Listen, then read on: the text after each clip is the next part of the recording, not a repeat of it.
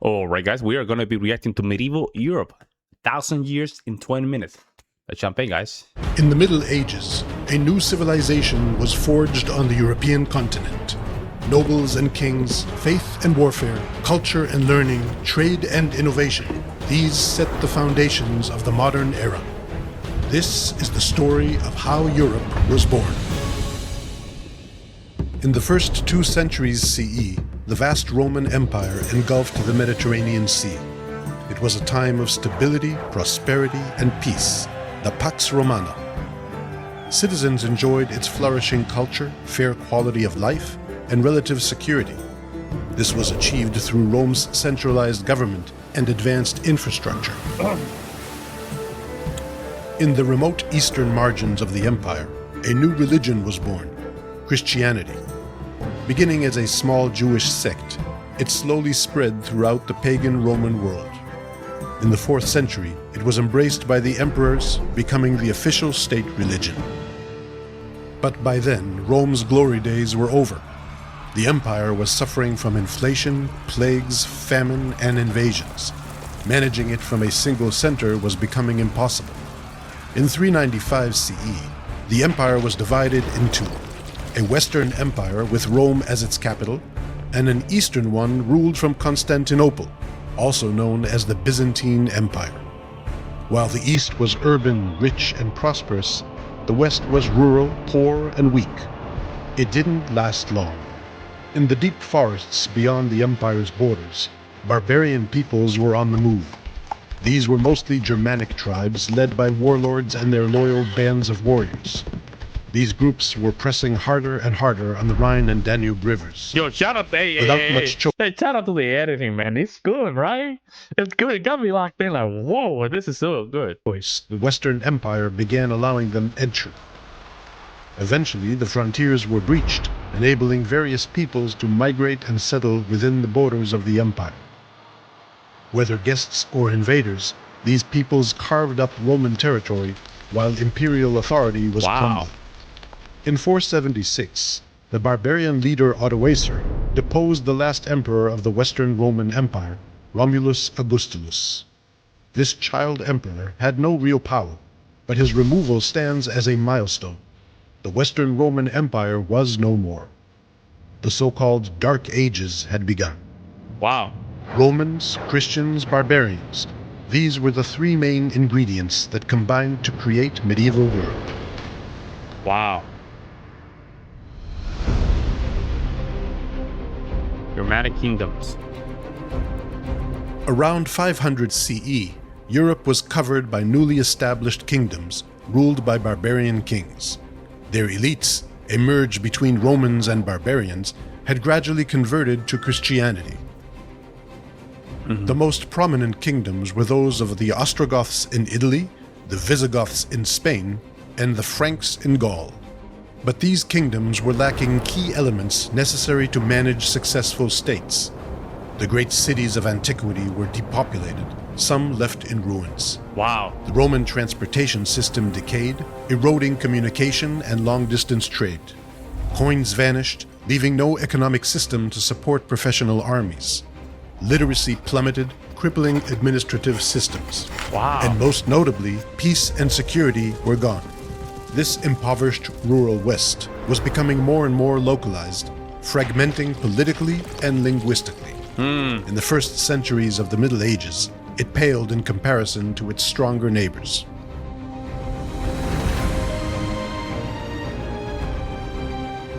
In the 6th century, Byzantine Emperor Justinian I strove to reconquer the West and restore the Roman Empire to its past grandeur. But after conquering Italy from the Roman Empire to its... What the hell is this? What's going on here, man? Justinian, what are you? Or a man or a woman? What's going on here? Past grandeur. But after conquering Italy from the Romanized Ostrogoths, the peninsula fell prey to new invaders, the Lombards.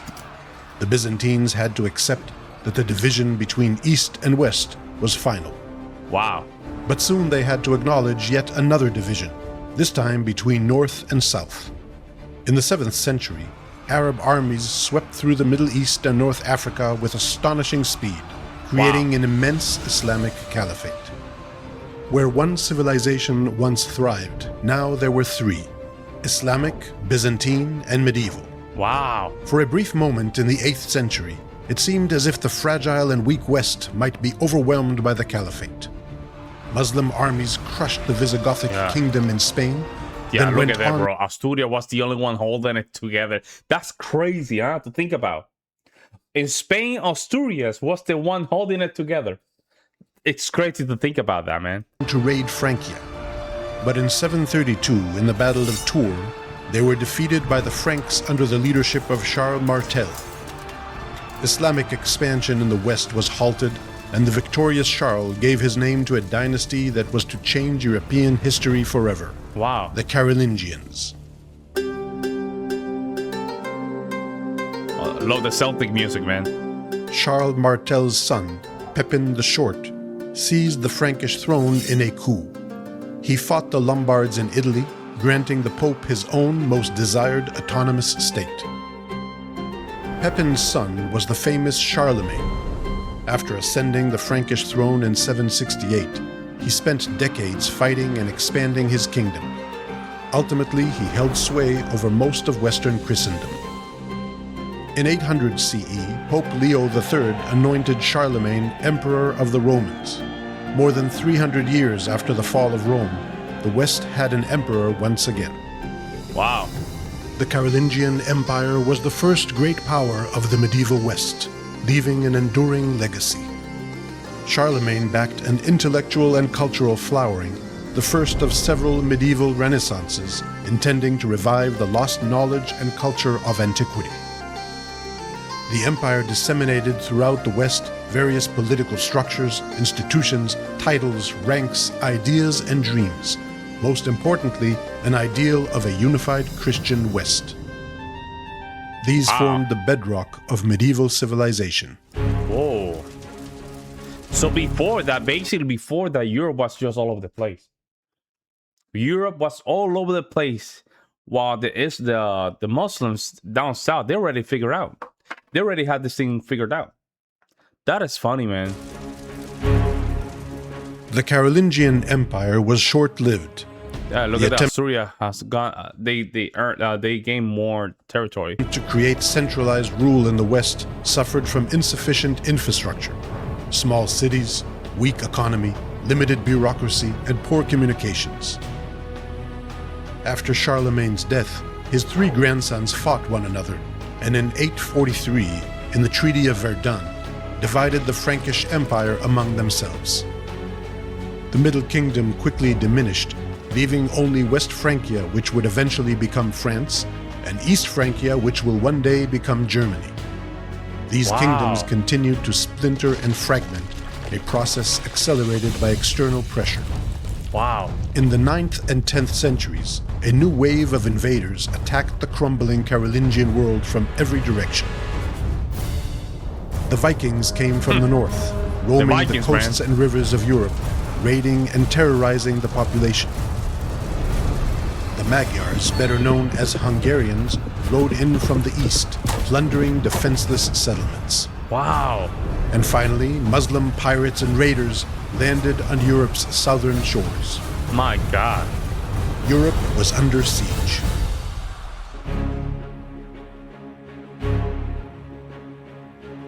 As the West was crumbling under repeated attacks, kings lost their power while local elites grew stronger. Europe was getting covered with a dense network of wooden castles, serving as fortified residences of local noble families. From these strongholds, lords subjugated the peasants in their vicinity, extracting their resources. Wow. Lords ruled their lands by coercive force. In previous centuries, peasants were an integral part of infantry armies. But new military innovations, such as the stirrup, further established cavalry as a decisive force. Wow. This new kind of warfare required resources only nobles could obtain. Consequently, European elites became full-time professional fighters. In a world ruled by a warrior nobility, territorial power was attained by vassalage. One noble granted another land and protection, and expected in return his fealty and military service. Kingdoms were becoming complex networks of personal relationships and mutual obligations. States, Kings basically. were often weak So basically like small states. and could be easily overshadowed by their strong vassals. This is often described as the feudal system. Centuries would pass before centralized states would emerge again in the West.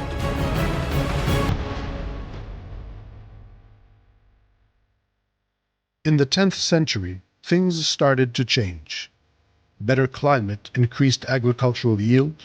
External invasions ceased as Vikings and Hungarians settled down and were absorbed into Western Christendom, and in some regions, royal authority was gaining ground. In Britain, King Alfred the Great and his successors unified the various Anglo-Saxon realms, creating the Kingdom of England for the first time. In West Francia, while political fragmentation continued, Vikings who settled in the north swore loyalty to the Frankish king. They became French Christians, known as the Normans. Oh. The Duchy of Normandy created a buffer against other raiders. In East Francia, Otto I, king of the Germans, managed to defeat the Hungarians in the Battle of Lechfeld in 955, This is crazy putting stuff, an man. end to the invasions from the east. The settled Hungarians eventually established a Christian kingdom of their own. The victorious Otto the Great was crowned emperor in 962. Europe had an empire once again, this time a German one. It was later known as the Holy Roman Empire. Shout out to Germany. You guys start kicking in almost on the 11th century. Took a little After bit of time. centuries of turmoil, Europe was finally gaining stability and confidence, ready to change course. Uh-oh. The year 1000 marks a turning point in European history, ushering in 300 years of growth and prosperity. Better climate, combined with new technologies and techniques, led to an agricultural revolution. Europeans produced more food, resulting in population growth. New villages and towns were established, and existing ones expanded. Oh. Throughout Europe, forests were cleared as more and more land came under cultivation. This enabled immense economic expansion and commercial revival. Bustling trade networks fed a massive urbanization process. Oh, okay. Old and new cities grew larger, becoming international hubs for a new class of merchants. These merchants won their independence from feudal landowners, forming self-governing cities. This was most evident in Italy, where merchants revived the Mediterranean trade. As quality of life improved, Wow. art, architecture, and music flourished. Europe was becoming increasingly literate, and the first universities were founded under the auspices of the Church. European intellectuals initiated a new renaissance based on the rediscovery and revival of ancient knowledge. But Europeans were not only conquering internal frontiers, they were also pushing outward.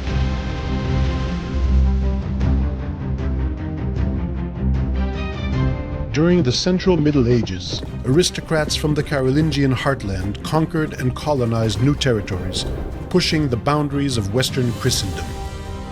This process, described as the Europeanization of Europe, resulted in an expanded and more homogeneous civilization. In 1066, William the Conqueror, Duke of Normandy, invaded England. In the Battle of Hastings, he delivered a decisive blow to the Anglo-Saxons. England was transformed into a Norman stronghold. In Iberia, the Christian kingdoms of the north fought the Muslims to their south, gradually extending their control over the peninsula. This was viewed as a reconquest. In southern Italy and Sicily, Norman warriors conquered vast territories from the Byzantines and Muslims. They allied with the Pope and established another Norman kingdom. Sicily. In Eastern Europe, German aristocrats and peasants gradually moved eastward, settling on Slavic lands. But Europeans were casting their gaze further still. In 1095, Pope Urban II called on Christian warriors to liberate Jerusalem and other holy sites from the hands of Muslim infidels. Crusader armies swarmed to the east, establishing several states on the shores of the Mediterranean Sea. Oh man, These that's states crazy, man. I don't know how to explain this, but this is insane. Insane. It's in their blood. Conquering is in human blood, man. It's in human blood. I don't know why, probably because of security and resources. But conquering is in human blood. proved to be a weak Western outpost. Over the course of 200 years, they were reconquered by Muslim forces. Nevertheless, they signaled an important message. The Catholic Church had awakened. Whoa. In the early Middle Ages, the Pope was weak, holding little influence outside Italy. The Church was a loose network of priests and monks, appointed and controlled by local aristocrats. In the 10th and 11th centuries, a movement emerged set on reforming the Church and society as a whole. The reformers demanded to free the Church from the world, to extract it from the influence of kings and nobles, and rebuild it as a papal monarchy. Pope Gregory VII, an enthusiastic reformer, clashed with the Holy Roman Emperor Henry IV. Shout out to Germany here, man. They're just keeping things together. Over the authority of appointing bishops in the empire. The first round of conflict ended with Henry waiting for 3 days in the snow outside a fortress at Canossa, begging for the Pope's forgiveness. The second round, however, ended as Henry invaded and appointed his own Pope, forcing Gregory into exile.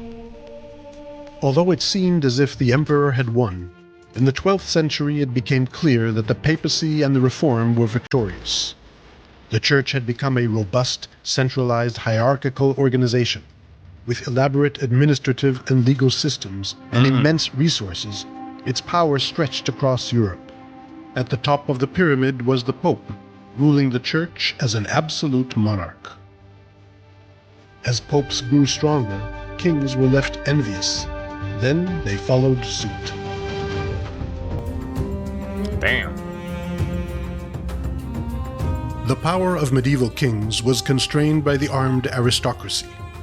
During the Central Middle Ages, their numbers vastly increased, and castles were multiplying, with wood being replaced by stone and designs getting bigger and stronger. Aristocratic lifestyle and culture underwent refinement with the advent of the Christian knight ideal and the code of conduct known as chivalry. But at the same time, aristocrats in some regions were faced with the emergence of stronger kings and kingdoms. In England, the Anglo-Norman dynasty formed a small and consolidated state, free of the feudal mess abundant on the continent. In Iberia, the reconquest of land from the Muslims strengthened the Christian kings, enabling centralized states to emerge. In France, the kings of the Capetian dynasty gradually expanded their personal gorgeous, domains, right? These medieval uniforms were gorgeous. enabling a functioning state to form there as well. However, in the Holy Roman Empire, the exact opposite occurred. The once mighty empire disintegrated, forming a mosaic of autonomous principalities. Emperor Frederick Barbarossa attempted to restore the empire's former glory, but failed. The title of emperor, now bestowed by electors, became an empty one. The Central Middle Ages saw an agricultural revolution, urbanization, expansion, stronger popes, stronger kings, and vibrant culture. But around 1300, the climate worsened, growth halted, and famine spread. A great calamity was approaching.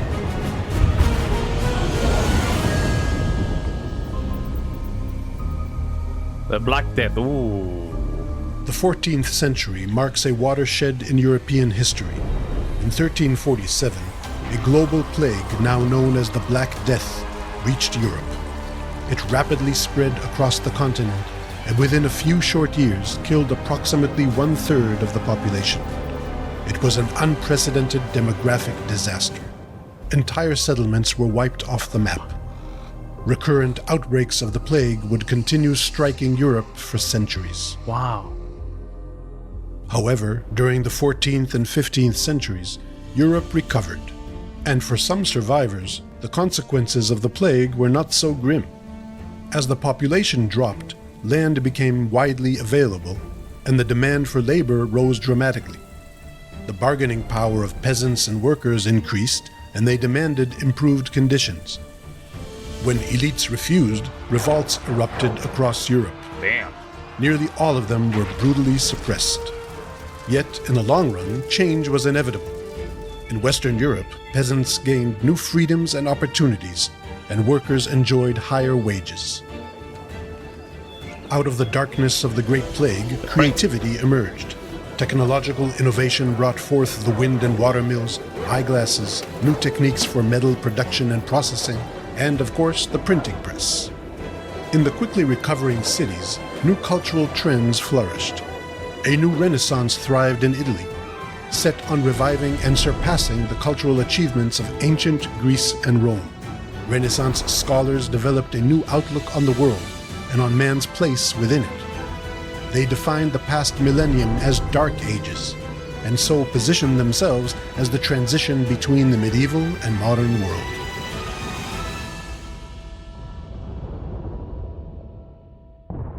In the late 14th and 15th centuries, gunpowder transformed European warfare. The bravest knight could be shot down by simple infantrymen from a distance, and the most fortified castle could be breached with cannons. That's crazy, Supporting man. the new infantry and artillery armies was a costly affair, which only kings could manage. As they strove to monopolize the use of force within their territories, kings consolidated their power and asserted their authority over the aristocracy. These nobles, who lost their military superiority, began serving their rulers as administrators and courtiers. The sovereign state was emerging. In these troubled times, Europe's new military innovations were constantly put to the test. The 100 Years' War waged between England and France devastated the French countryside. The war's course was reversed by a peasant girl, Joan of Arc, who rallied French troops against the English. Eventually, England was pushed out of France. In Iberia, the marriage of Ferdinand of Aragon and Isabella of Castile led to the emergence of a unified Spain. Their combined armies conquered Granada, the last Muslim stronghold in the peninsula.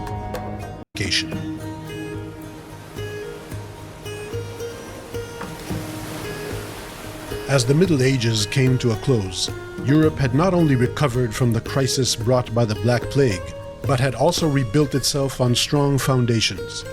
Gradually, its focus shifted Okay, so outward. now this is what we know as Spain today. See this right here. 1500, Portugal had traversed Africa and the Indian Ocean, opening up commercial routes to the Far East. Oh. Spain turned westward, crossing the Atlantic Ocean and reaching the Americas. Columbus's voyage in 1492 is sometimes considered to beautiful. mark the end of the Middle Ages and the Picture. beginning of the modern era. Over the next centuries, You know what? When I get my house, I want to have a Christopher Columbus painting in the back of my living room. Big. Because if it was not for him, the New World would never exist. Even though some of the Scandinavians, right? The Scandinavian, what's the name? The barbaric, I forgot their name. They already discovered some of these territories in the New World. It was not with the technology of the New Europe, right? So this move of Spain coming to the New World was big. European expansion would transform the globe and create the modern world we live in today. Yeah, that's crazy. Yo, shout out to this dude, man. He nailed it. The editing was fire. Fire. Yeah, right into if for school, this will be perfect. This will be perfect. Go to the theory, boom. So here's how I would teach it. Bombard the kids with a lot of boring information. A lot of it. Then at the end, after you bombard them with a lot of boring information, give them this video. And then all that boring information will start making sense. Great video, man. Thank you so much for the recommendation, by the way. Let me know what you guys think, guys. I'll see you next one.